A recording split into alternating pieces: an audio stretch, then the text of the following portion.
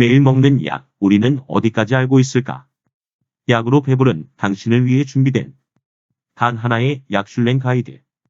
밥은 굶어도 약은 챙기는 당신이 반드시 알아야 하는 15가지 약 이야기. 뭐라고요? 밥을 굶는다고요? 밥은 건너뛰어도 약과 영양제는 챙겨 먹는다는 사람들이 많다. 오죽하면 약으로 배가 부르다는 이들도 있을 정도다. 이유는 다양하다. 암처럼 생명에 위협이 되는 질병을 치료하기 위해, 당뇨 같은 만성질환 때문에, 생리통 같은 불편한 증상 때문에, 미용 목적으로. 하지만 이렇게나 많은 약을 먹고 있음에도 불구하고 그 약이 어떻게 우리 몸에 작용하는지 제대로 이해하는 경우는 드물다. 유명 음식점의 대표 메뉴에 대해서는 TV만 틀어도 세세한 정보를 알 수 있는데 우리가 직접 먹는 약에 대한 제대로 된 정보는 접하기가 그리 쉽지 않다. 그래서 이 책이 탄생했다. 친절하고 겸손하게 우리를 약의 세계로 안내하는 약슐랭 가이드. 오늘도 약을 먹었습니다이다. 이 책은 프로바이오틱스부터 진통제, 항바이러스제까지 우리 주위의 약에 관한 모든 이야기를 담고 있다. 당장 지금 나를 살게 하는 약이 어떻게 만들어졌고 어떤 과학적 쓰임을 통해 몸에 적용되는지 또 어떻게 복용하면 되는지 알려주는 쓸모있는 과학 실용서이다. 약 칼럼니스트 박한슬이 어려운 약학 지식을 일상어로 번역하여 약의 작용 원리, 흥미로운 의학 상식, 꼭 알아야 하는 약, 복용법까지 일러준다. 오늘도 약을 먹었습니다. 는 약 없이는 못 사는 그야말로 약의 시대를 사는 우리에게 꼭 필요한 교양 처방전이 될 것이다. 약을 달고 살지만 약을 모른다. 오늘도 약을 먹은 당신이 반드시 알아야 하는 15가지 약의 과학. 2020년 초부터 시작된 코로나 쇼크가 진정될 기미가 보이지 않는다. 각종 바이러스와 질병의 위협에 대한 경계가 높아진 요즘, 건강에 대한 관심도 날로 커지고 있다. 작은 질병에도 약을 꼬박꼬박 복용하는 것은 물론이고 면역력을 기른다며 영양제를 종류별로 챙기는 이들도 많다. 그런데 우리는 배가 부를 정도로 먹고 있는 약에 대해 제대로 알고 있을까? 일상생활에서 의사 약사에게 약에 대해 자세히 물어보기는 쉽지 않다. 이렇듯 약을 먹으면서도 약을 모르는 우리를 위해 현직 약사가 팔을 걷어붙였다.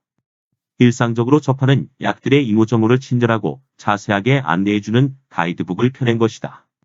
이 책은 프로바이오틱스처럼 건강에 도움을 주는 약부터 위장약, 변비약, 진통제 같은 일상적인 약, 그리고 항암제, 백신, 항바이러스제 같이 인간의 생존을 위해 필요한 약까지 총 15가지의 약을 다루고 있다. 약을 먹어야 하는 이유와 약의 작용 원리, 약 복용과 관련된 필수 상식 등 약에 대한 모든 이야기를 담았다. 저자는 약을 3번 먹는 이유와 같이 아주 기본적이지만 우리가 몰랐던 약학 상식부터 친절하고 꼼꼼하게 짚어준다. 전문적이고 학술적인 약학 지식이 알기 쉽게 풀이되어 있어 약을 달고 사는 우리에게 실질적인 도움을 준다. 약의 개발 과정과 작용 원리, 꼭 필요한 복약 상식까지 약국에서 들을 수 없는 정보를 담다. 약 상자에 매우 작은 글씨로 빼곡히 적힌 글씨를 보고 있노라면 약 이야기가 재미있으리라 생각하긴 힘들다. 그러나 놀랍게도 이 약슐랭 가이드는 우리를 유쾌한 약의 세계로 안내한다. 제일 먼저 저자는 해당 질환이 발생하는 이유부터 쉽고 명확하게 짚는다. 예를 들어 탈모를 설명할 때는 먼저 몸털의 2가지 종류 솜털과 성숙털에 대해 이야기한다. 탈모는 성숙털인 머리카락이 솜털이 자라는 원앙으로 퇴화하는 현상이라는 사실과 함께 어떤 호르몬이 작용해 탈모가 일어나는지 밝힌다. 그런 다음 이 호르몬을 억제할 수 있는 약에 대해 짚어주는 식이다. 질병에 대한 이해도를 탄탄히 쌓은 뒤에 약의 개발 과정과 작용 원리를 알려주니 전문적인 약학 지식이 어렵지 않게 느껴진다. 또한 그동안 미처 해결하지 못했던 궁금증까지 해결할 수 있다.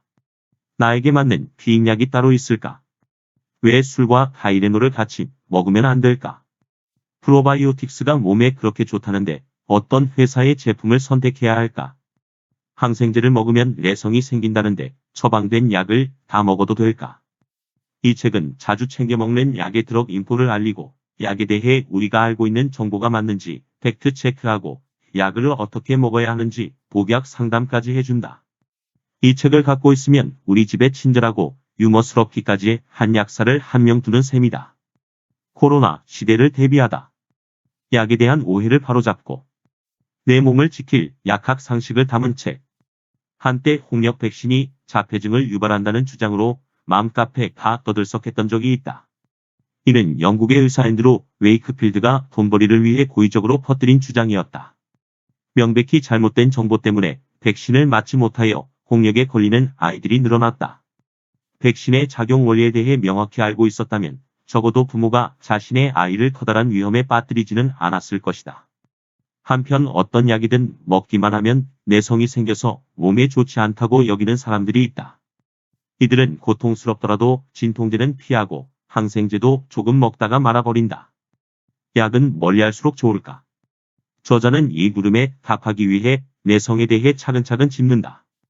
일반적인 약물내성과 세균에게 생기는 항생제의 내성은 종류가 다르고 일부 마약성 진통제를 제외한 진통제나 항히스타민제 같은 약을 먹어서는 약물내성이 생기지 않는다는 사실을 알려준다. 항생제 복용을 마음대로 멈추면 안 되는 이유에 대해서도 과학적인 설명을 덧붙인다.